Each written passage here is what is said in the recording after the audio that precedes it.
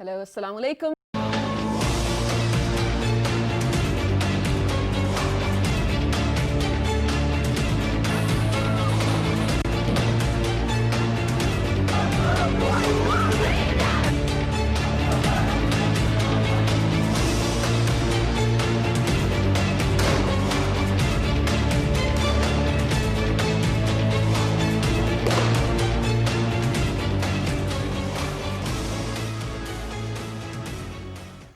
Auzubillahiminash-shaytanir-rajim. Bismillahir-rahmanir-rahim. Assalamu alaikum wa rahmatullahi wa barakatuh. Ladies and gentlemen, the name is Shahzad Khan and with me I have Shiza Hashmi. Ladies and gentlemen, today happens to be the 5th of August 2020. But if we go back a year, where it was 5th of August 2019, we saw that how India very barbarically, very vulturistically repelled the Article 35A and 370. But not just that, ladies and gentlemen, at the same time, we're making sure that we will be the voice of our Kashmiri brethren. But just hear me out for a second. Ladies and gentlemen, today we observe Youme Istehsal, and for every other day, I think that it will be Youme Istehsal for all of us, for all the Pakistani people who are out there as well. Ladies and gentlemen, India has actually played such a bad role, I think, within this region and all over the world, where single-handedly they have actually made sure that they are not going to comply with the conventions which they have signed, speaking of the Geneva Convention 1, 2, 3 and 4. And not just that, ladies and gentlemen, think about all of those kids not going to school. Think about all of those people who do not have any communication outside the Indian illegally occupied Jammu and Kashmir. Think about all of the atrocities taking place. Think about all the sexual abuse taking place over there. And I think that it is our focus, and I'm determined to raise my voice against all of those atrocities done by India. Absolutely, Shahzad. And I feel like today on this show specifically, I cannot gather the courage to create or formulate words to even explain the atrocities going on in the illegally occupied territory over there. And when you were saying that Pakistan stands, of course, in solidarity with Kashmir, it's not just Pakistan, the entire Muslim Ummah. Because you know what? It's not even a religious extremist issue anymore. It's a humanitarian issue. It's happening right in front of us, in the wake of the entire international community as well, but in their silence as well. Shahzad, you mentioned this happened unilaterally, which is true. I mean, imagine having that sort of power, or being so blind in that power that you just do not care of the 72, deal, which, talks about discussing these matters related to Kashmir bilaterally, and bilaterally means it should rather be trilaterally, of course, having, the stance of Kashmir in it as well, then Pakistan and then India. But nothing similar happened last year. In fact, hundreds of thousands of, and somewhere it's even said that estimated 800,000 troops have been deployed in the territory. The territory itself so small, Shahzad. Imagine having so many, paramilitary and armed forces over there, over innocent people who were just stripped of their basic right to self-determination. Exactly. And the right of self-determination was actually stripped off, of course, ever since 47 and 49 too. But this time, every other right to ownership, right to having the jobs over there, ownership to property, everything has been, taken away from them. So I don't realize, if this is not literally the largest open-air prison in the world, what is this? Exactly. Thank you very much for highlighting this as well. And ladies and gentlemen, let me just give you a clear view of what actually happened once they repealed the Article 35A and 370 as well. Now, for all of those Kashmiri people who were actually a part of the Indian illegally occupied Jammu and Kashmir were supposed to get jobs. And not just jobs, they were supposed to own property as well. Now, after repealing this Article 370, ladies and gentlemen, they were actually not left with the choice. And they said, the Indian government then said that, we will be providing you 50,000 more jobs. But now, after a year, we see that more than 500,000 Kashmiri people have actually lost their jobs. They do not have right to buy any properties over there, and they are in a very terrible shape. Imagine that kids not going to school for a complete year. The schools are being shut down. There's no Wi-Fi. And you cannot even exchange information with them as well. And not just that, Shiza, just yesterday, while I was looking at the statistics, I just got to know that, they do not even have a freedom of speech, that all of those people, all of those journalists who keep on writing about the atrocities of India within the Indian illegally occupied Jammu and Kashmir, they just keep on calling them to the police stations and kept on asking them as well. And not just that, their entire leadership is under house arrest, and not house arrest, even behind the bars as well. Where are we headed? Where is the international community? Where are all of those people who say or claim that they are the human rights activists? I think that this is the day where we want to tell the people that we really need to do something for our Kashmiri brethren, ladies and gentlemen. It's been a year now. It's so much, Shazad, for, the self-proclaimed largest democracy or the safest democracy in the world as well. I mean, when you're talking about a secular state, this is not what a secular state does. This is actually the quite opposite what should be happening in the world, let alone in this part of the world. And this is, when we talk about that particular area, we all know there is a Muslim majority area. We all know the aspirations of the Muslims living in that area. And that is why the step was taken so, sort of to dilute that area with non-Muslim citizens as well. And we cannot, this is definitely ethnic cleansing. This is demographic apartheid taking place, Shazad. Exactly. Thank you very much for saying that. And I think that, ladies and gentlemen, everybody needs to play their role. Us as anchor persons, for all of those people who are out there, media, journalists, human rights activists, everybody needs to come together and raise more awareness. And not just that, I think that the international community has actually taken a blind side towards the entire issue, and it's just because of the fact that they eventually come up and say that it's an issue which is in between Pakistan and India. Right. Well, that's not it is. It's a violation of human rights. It's a violation of Geneva Convention 1, 2, 3, and 4, and of all the international laws and conventions, ladies and gentlemen. We really need to be the voice of our Kashmiri brethren. Yes, absolutely. And I think right before Shazad and I started our transmission, you were watching on the screens, the march is to stand in solidarity with Kashmir over here in Islamabad has already started. In different parts of the country, in Pakistan, in main cities, the marches will be going on. The Prime Minister is, of course, going to be, speaking to the Legislative Assembly of Azad Jammu and Kashmir as well, sharing his stance with the world too.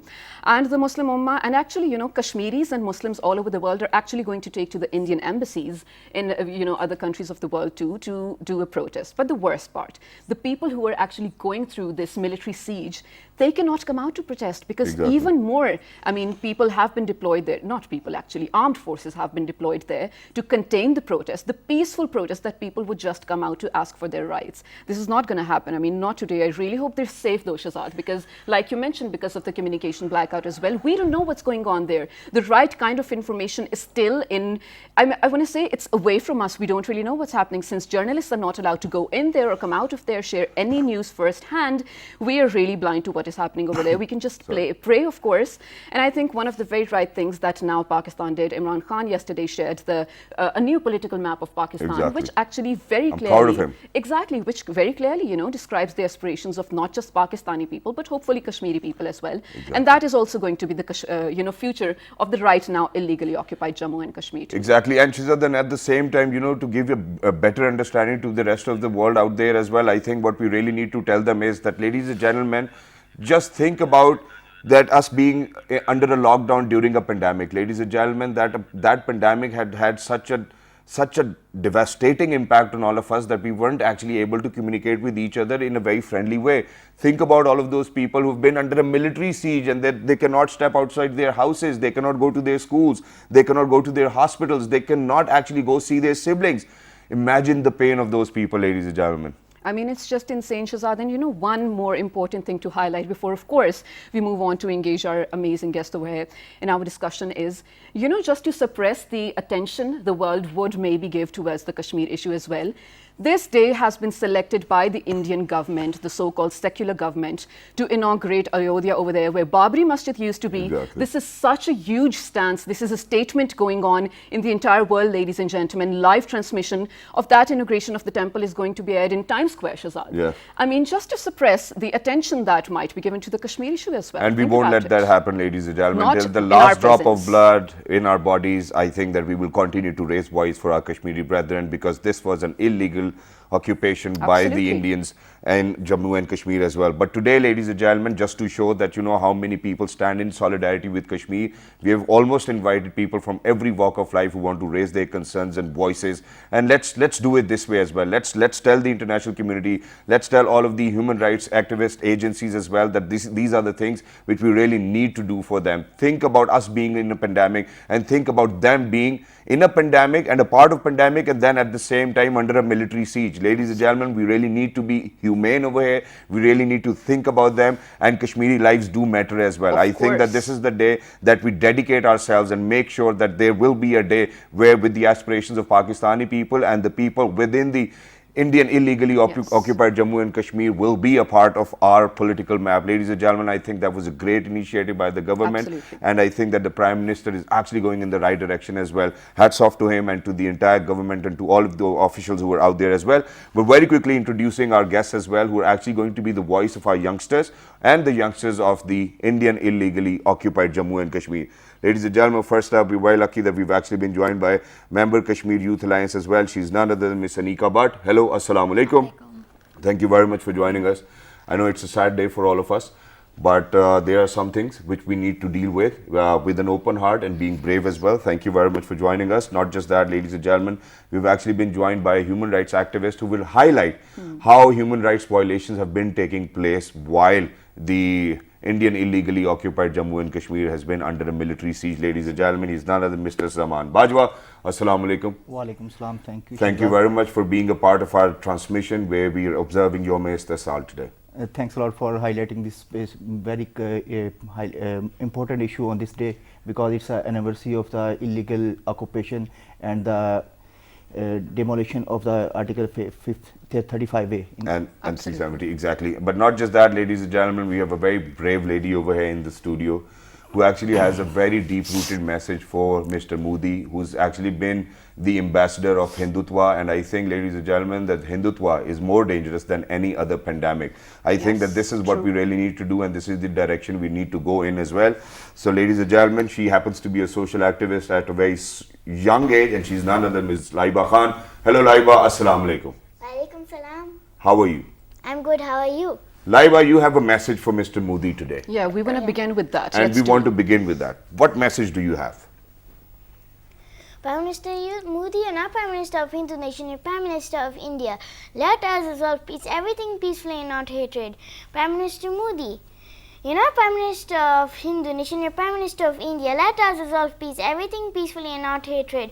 Prime Minister Modi, you are our neighbors, we are your neighbors. We love our neighbors, we never want to hurt them, harm them or kill them. But you're doing this with your own neighbors, which we don't like. Prime Minister Modi, Pakistan offered you peace, but you choose to oppress innocent Kashmiris. Prove yourself to be a leader. Don't teach your nation to be violent, but preach them to be peaceful. Prime Minister Modi, always remember we are this nation. We start with Alhamdulillah and we end with Allahu Akbar. When we say Allahu Akbar, we stand together. Don't think you can defeat us, Prime Minister Modi. By the power of Iman, we can conquer anything. With Allah's help, we can win hearts together and make peace. Prime Minister Modi, history will not remember not who fired the first shot, but who fired the last shot. And Prime Minister Modi, for you Kashmir is a piece of land, but for us it's a home. Absolutely. Exactly. Thank you very much for saying that. And we say Allahu Akbar in the end, ladies and gentlemen. We stand together and we'll make sure that we stand together. Absolutely. Now moving on to Mr. Zaman Bajwa over here. I think you're the very right and apt person to answer this as well. When you talk about the illegal occupation and intervention in the illegally occupied territory of Azad Jammu and Kashmir, this is violation of not just IHL but also IHRL, international human rights and international, of course, humanitarian law as well. How do you see that in light of that? And speaking of now, exactly 365 days after that, what do you think the life of Kashmiris might be? First of all, when a person is born, first of all, his basic right is his life, and it's a right, his identity. Absolutely. Identity, but India illegally occupied Jammu and Kashmir from last 72 years, and people of Indian occupied Kashmir are demanding the right to self-determination, their identity. Right. But India is suppressing these people from different ways. There was a special status in the Indian constitution which allows them to their ownership, and actually they reflect that this territory is occupied and there is under occupation, but he just vanished that article. Now people are demanding their right to self-determination. Okay. India is inviting more and more people from the other parts of India to Kashmir to just demographic apartheid. Demographic changes in that territory, because actually he is doing like that the Palestinian Israeli style settlements, and actually at this time Muslims are in majority, but then when the billions of people from India will come to that territory, there will be some rift between them, like that the Bosnia and Herzegovina. Yeah. Exactly. When Christians came from other parts, and after that they just started that the ethnic cleansing. So India is pushing people by getting their rights to that ethnic cleansing, and after some time you will see that the majority of Muslims will be in minority, and minority of the other parts of Indian settlers will be in large. Unfortunately, I really hope that does not happen, though. I mean, fingers crossed about that. And we won't But let it speaking- happen. Of course, inshallah not. And speaking of, the ethnic cleansing that we have seen in the past year and the years before that as well, the people who do carry out or plan to carry out ethnic cleansing, like, the leader Aung San Suu Kyi as well, they're not questioned by the international community. So, Anika, coming to you, I want to hear the voice of youth. What you, on behalf of course, the youth of Pakistan and Kashmir, would think of this when people perpetrating such violence are not taken to board, or I want to say taken to account for what they're doing. Simple as that, is that India is trying to remove our identity as Yes. Kashmiris. They're trying to enforce and say that we are Indians. We're not Indians, we're not going to follow their rule. We are against it since 1947. They tried this siege for 365 days. They're trying to suppress us down, trying to suppress our hope and our will for freedom to fight against them. But 365 days are nothing. We will fight against them for our freedom for next 10 years or 100 years if we have to. But we will never be called as Indians. Our youth has been fighting against them for our freedom by pen, by stones in the other hands. We have PhD lawyers. We have PhDs, we have masters, we have university students, we have minors fighting against them just for our freedom. We have around kids like her age minus 13,000 in number in Indian jails.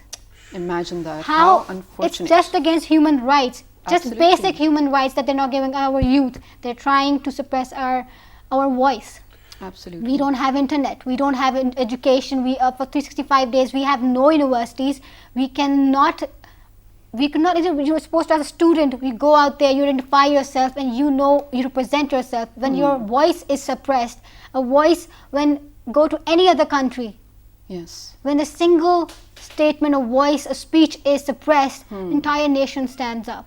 But when in the case of Kashmir, only Pakistan is here for us since 1947. And we will always be there for you Thank too you as so well. much. But ladies and gentlemen, I think over here, I really need to make sure that everybody understands the kind of platform we're on. And it's because of the fact that, ladies and gentlemen, that not everybody is on the same page, but we will get them to be on this page as well, where we are actually the voice of all of those people. Now imagine this is something which I've shared with all of them, all of the other people, all of our audiences as well, but I'm going to repeat it. One of my friends who happened to be from the Indian illegally occupied Jammu and Kashmir, ladies and gentlemen, was traveling abroad for his education a long time back. His father called him and said that, son, I have actually deposited a larger amount of sum in your account so that you can actually stay over there and there's no need for you to come back. Now think about that father, think about that mother, think about all of those siblings, what they might go through. It was Bakra Eid just a few days ago, it was Choti Eid, it was all of those things, ladies and gentlemen. They do not matter to them. What matters to them is to have their own rights, is to actually be able to get jobs. And just after these articles were repealed, I will once again say what actually happened. So in 365 days, ladies and gentlemen, they was said that they will get 50,000 jobs. Rather, 500,000 people were stripped off of their jobs. People who had their smaller businesses are actually in a complete shutdown. Schools are in a shutdown. Communications are in a shutdown. Everything is in a shutdown. Ladies and gentlemen, once again, I want you to go back in time just 3 months ago and think when we were actually talking about smart lockdowns and it was pandemic, it was very hard for us to just stay inside. Right. And that's what's happening over there. Not just that, even the entire political leadership is house arrest, is under house arrest. And not just that, a few of them are in prisons as well. The journalists are not supposed to say, which is actually against India, and they are being called to the police stations and questioned again and again. And not just that, a few of them are behind the bars as well. How do you see, how do you feel as a person about all of those people who are actually stripped of their fundamental rights? I think that this is a day where we should actually cry for, and we should be together so that we can raise our concerns and voices for all of those people, ladies and gentlemen. That's not life. That we cannot do. I mean, I'm very sorry that I have to say it this way as well, but we treat animals far more better than how those people are actually treating Kashmiris. And imagine that she just said that kids under the age of 13, in thousands are in jails, ladies and gentlemen. Think about all of those parents. Think about all of those people who are going through this pain. It's just shattering my heart, Shahzad, and I cannot probably bring my mind to comprehend the situation that a normal person living in that illegally occupied territory might be going through every day. Exactly. And when you speak of the rights that were claimed to be given to all the people living in the illegally occupied territory and to return back normalcy, well, this is not normalcy, this is anything but opposite to normalcy as well. Coming back to you guys, what do you think? I mean, when we talk about the daily routine, of course, the schools are off. I mean, other business organizations and institutions are off. Communications, we know, is Everything's very in a shutdown, compromised. yeah. Everything is in a military siege and shut down properly. So, talking about the normal life, when you wake up to a beautiful day, share a cup of tea with your family, sit, discuss things, probably discuss your homework, discuss your family matters. What do you think that would be right now? Sadly, we haven't had that life since 1947. That family life, those friends that a normal world, a normal youth, a normal human experiences. Anyone who talks about it, goes against it, is jailed. A woman I look up to, a woman who fights for the rights of females, Asiya Andrabi, used to talk, is still talking about the rights of humans. She's in put in jail since detention. 4 years. Yes. Her husband is in detention since 28 years. Oh, God. Their children haven't met their parents. And this Eid, while all people are in lockdown in their countries and their homes, are with their parents at least. Their Absolutely. children have not met their parents in several years. Their sons have not met their father in certain years. We don't have the normal life. In the siege, they have just highlighted what they've been doing to us in all these years. Right. I think this is absolutely and totally backfired as well. Anika, you very rightly said that they highlighted the atrocities that they have been carrying out since so many years as well. And when we talk about the atrocities, it's, of course, I mean, the deployment of the forces is one major thing. But imagine, in front of the parents' eyes, a young boy is picked up and never returned. Women of the families are violated of their right of privacy. I mean, I cannot come to talk about it. I cannot bring my heart to even think about it. I mean, openly raped, gang raped, and then, I mean, sometimes not even return to their families. Women of the houses are sometimes even, so blind of the idea of where the men of the family would be. Pellet guns and, such weapons which we never thought of would be used so openly are being used, have been raised there in the United Nations, of course, Security Council as well, this matter, but still not openly talked about. I don't know where we're going with this. What do you say, Mr. Bajwa? First of all, how you can say that it's a normal life when a child comes out of his house and going to school and he's cross 1, 2, 3, 4, 5, and 100 tens of the checkpost. Yes. And there is a personnel with the gun, and they are checking their school bags. Imagine the fear. So there is a research paper few months back that they said that the 70% of Indian occupied Kashmir people are having psychological problems. Yes. They have the fear to lose their beloved one. When a boy is go out, mother thinks that either she will see his son back or not. She is going to lose. And when a girl Uncertainty. is going out for home or any other thing, that she will say, I will return safe. I have my there will be some person, or there will be a mob, they will gang rape And not questioned. and not question. And you imagine that the ladies incident of the current Pushpura, when the 100 of the females are raped, gang raped in front of their families. Oh, imagine. So I you cannot. just imagine that the psychological issues and the psychological pressures on the people which are living in the Indian occupied Kashmir. And you are talking about the you are talking about the Human Rights Organization. Just few months back, the Office of the Human Rights Commission shows his concern about the situation of Indian occupied Kashmir and the situation of the Muslim living in India. Right. The people of international community is speaking now. Okay. You saw that the last year on 16 August there was a special session on Kashmir, Right. and Kashmir was discussed in that at UN after 50 years. Yes. Actually, by the resilience of the people of Kashmir and the efforts of Pakistan diplomatic corps and the government of Pakistan, Kashmir is highlighting at this moment.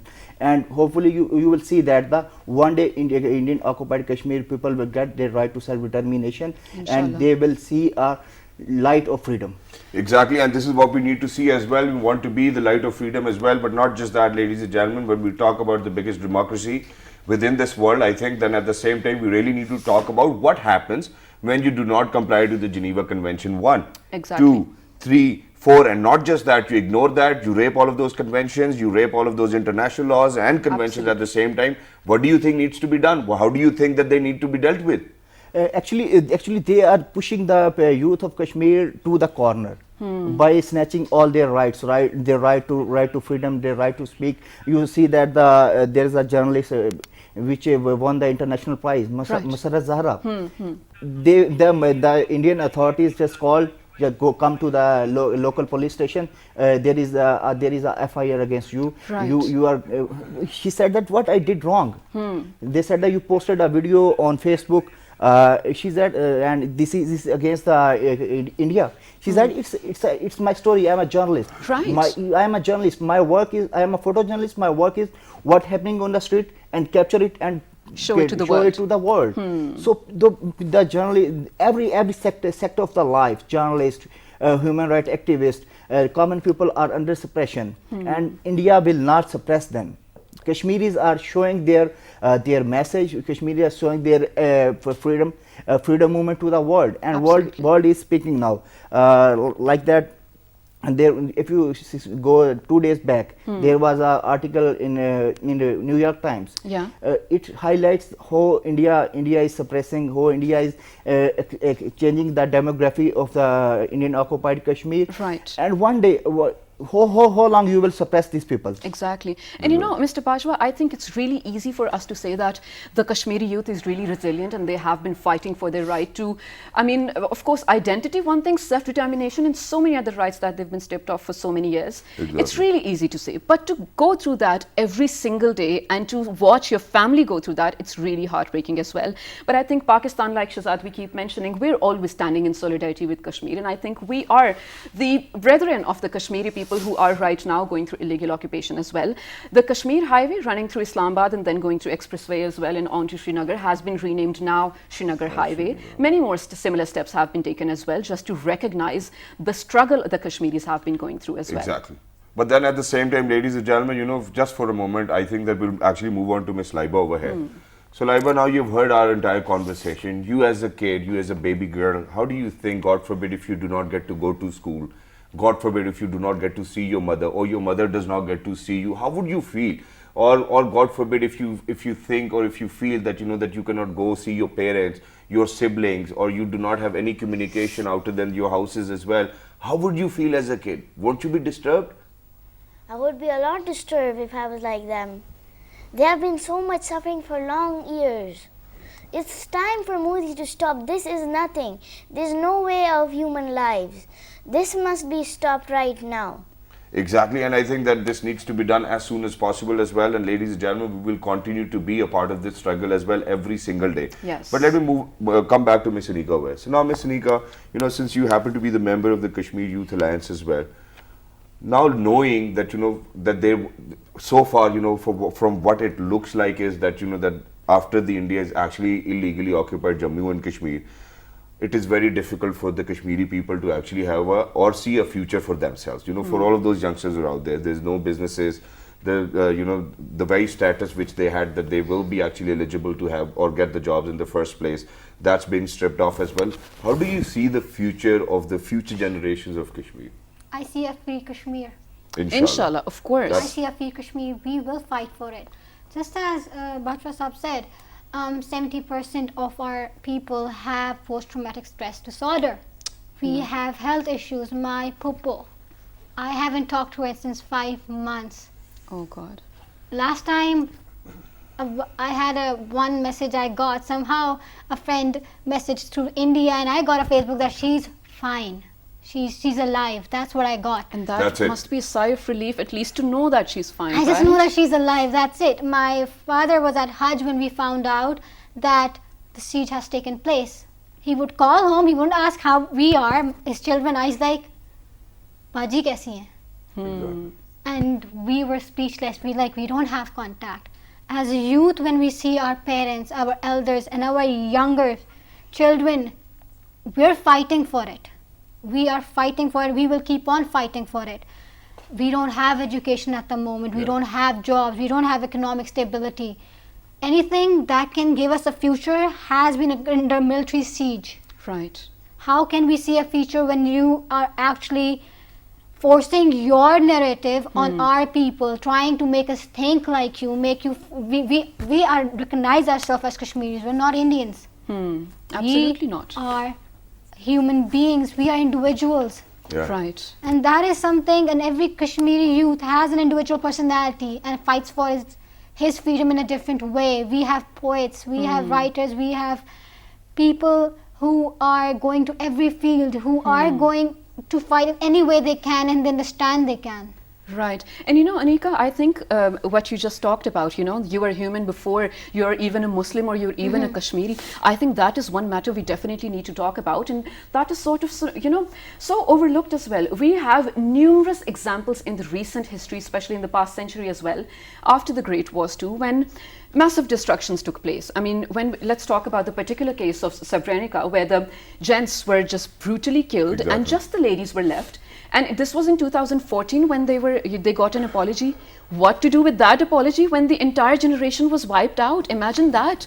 My voice is really breaking. I cannot even talk about it. I have goosebumps right now. But you know, right after you were mentioning that, you know, they really wanted to sort of dilute the Muslim majority over there. Then there came the Citizenship Amendment Act, which was such a strong stance on the notion that they already promoted as well, that, you know, in the neighboring countries, if people were Hindus or willing to convert to being a Hindu, they're welcome in India. How can someone do that? I mean, this is not what a secular state does. Again, this is not what a democracy does. Exactly. What do you think about it? It's colonialism. It is definitely They're neocolonialism. trying. Let's say. Exactly. This is what they're doing. They want to enforce their culture, their education. They are changing our curriculum. They want to remove Urdu and kosher is something our children are taught in. Right. They want to change it to Hindi. They want to just change our identities. They want to change our education system so our thought process can be changed. Exactly. And that's not going to happen. That's not going to happen. We keep on teaching our children. My parents taught me and they were taught by their parents. But Anika, I want to ask you a personal question, because of course, I mean, you're speaking on behalf of almost millions of people right now. You said that your own family members are in the illegally occupied territory. How do you feel being a part of this movement in 2020, where we say this is the modern times, but we are still going through, I mean, I want to say a process that used to be there in the old age as well. What do you think about that? It's saddening. Unfortunate, of course. It's saddening at times. Well, I'm very sorry, but I'll have to Hold on to that intercept over thought. here. But ladies and gentlemen, we'll actually have to go for a short break. Don't go anywhere. We'll be right back.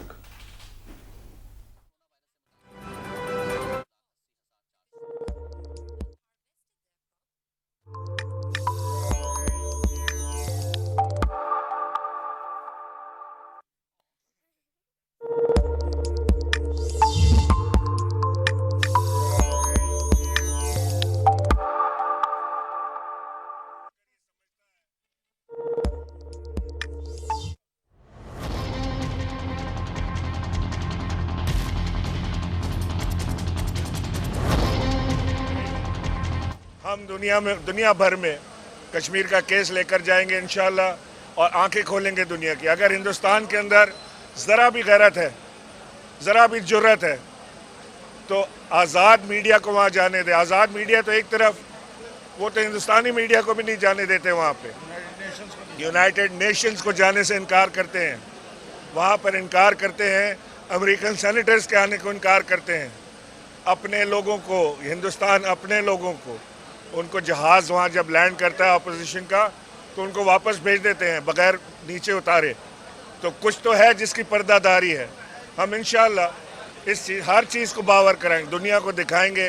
जिस वक्त दुनिया ने आंखें बंद की हुई कश्मीर की तरफ से, उसको खोलेंगे हम इंशाल्लाह।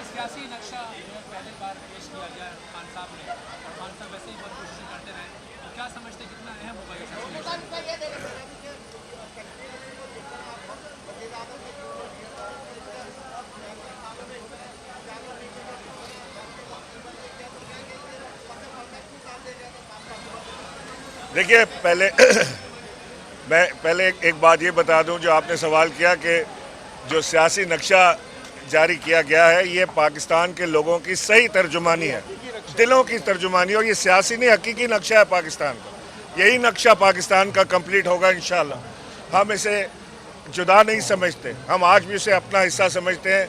मकबूजा कश्मीर का नाम ही इसलिए दिया जाता है कि वो काबिज है वहाँ पर, और हम नहीं शर्माते उसके ऊपर। ये इंडियन इलीगली ऑक्यूपाइड कश्मीर, यही नाम उसका है और यही नाम सूट करता है उसको। फ़िलहाल इंशाल्लाह इस नाम को बदलेंगे, आज़ाद कश्मीर की सूरत में, पाकिस्तान का हिस्सा होने की सूरत में इंशाल्लाह इसको तब्दील किया जाएगा। और चार नवाब, आपने जो सवाल किया उसका जवाब मैं आपको बता दूं कि इमरान खान ने जिस तरह यूनाइटेड नेशन में मामला उठाया कश्मीर का, इससे पहले हमें अफसोस है कि इससे पहले जो हमारे लीडरान यूनाइटेड नेशन में जाते रहे, वो पर्ची पर लिखना भूल जाते थे कि कश्मीर का भी जिक्र करना है। लेकिन अब इंशाल्लाह ऐसा नहीं होगा। जो बार इमरान खान ने रेज़ किया है वो बार अब, यानी जो एक लेवल इमरान खान ने बढ़ाया है कश्मीर के आगाही का, उसे अब कोई नीचे नहीं ला सकता, इसने ऊपर ही जाना है इंशाल्लाह। कश्मीर बनेगा पाकिस्तान इंशाल्लाह।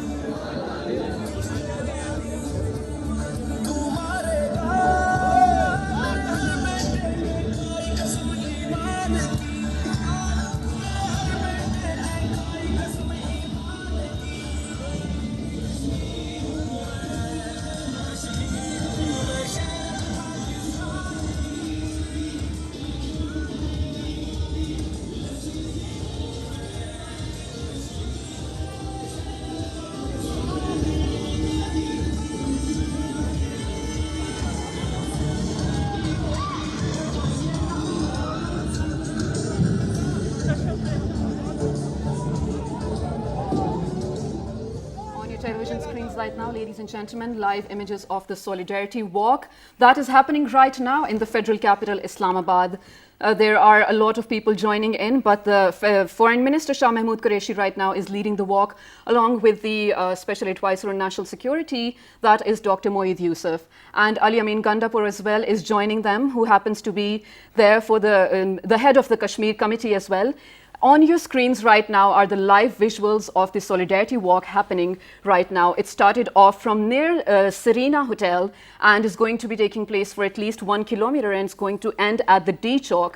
And upon the conclusion of the walk, of course, after observing silence, the President of Pakistan is going to address the people present at the walk, and it will be aired on TV screens as well. And not just that, ladies and gentlemen, the Prime Minister of Pakistan, Mr. Imran Khan, will visit AJK around noon as well, and will talk and will be having a conversation with the joint session as well. Ladies and gentlemen, once again, the live images you're witnessing on your television screens right now, ladies and gentlemen, are the images from the Solidarity Walk on the Youme Istehsal. Ladies and gentlemen, joining for the walk today, ladies and gentlemen, is Foreign Minister alongside the Special Advisor to the Prime Minister on National Security. Not just that, the Chairman of the Kashmir Committee as well. All of these people join hands together to make sure that we raise voice against the atrocities by India. On the 5th of August in 2019, the illegally occupied Jammu and Kashmir was actually just repealed off or stripped off its status of a special territory or autonomous territory as well. And today marks exactly 1 year of the military siege going on in the territory too. And Pakistan stands in solidarity with Kashmiris ever since independence. It is going to be doing so in the future as well. On your TV screens right now, you are witnessing the live visuals of the walk, which is happening for standing in solidarity with Kashmiris. A lot of Pakistanis are now joining in on the walk as well, which is being led by the Foreign Minister of Pakistan, Shah Mahmood Qureshi, along with, of course, who is joined by Dr. Moeed Yusuf as well.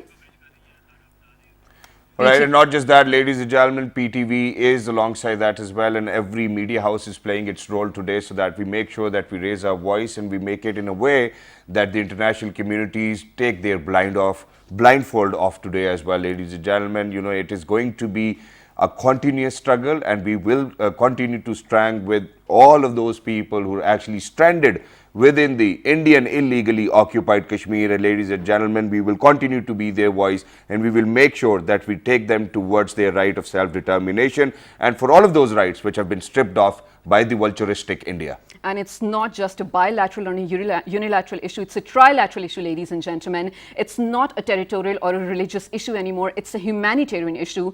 And on a daily basis, humanitarian atrocities are being carried out in the illegally occupied territory of Jammu and Kashmir. Ladies and gentlemen, the live visuals on your screens are actually from the Solidarity Walk happening right now in Islamabad. The walk is moving towards D Chowk. It started off near a Serena Hotel as well, led by the Foreign Minister of Pakistan, Shah Mahmood Qureshi, along with, of course, Dr. Moeed Yusuf as well, and Al-Yamin Gandapur.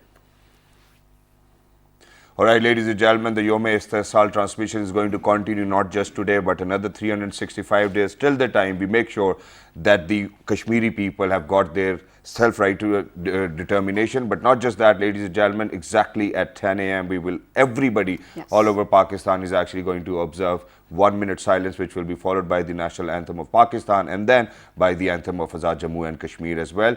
For now, ladies and gentlemen, our job's done, but moving on to our other anchors as well, who will continue with the transmission. Let's move on to them.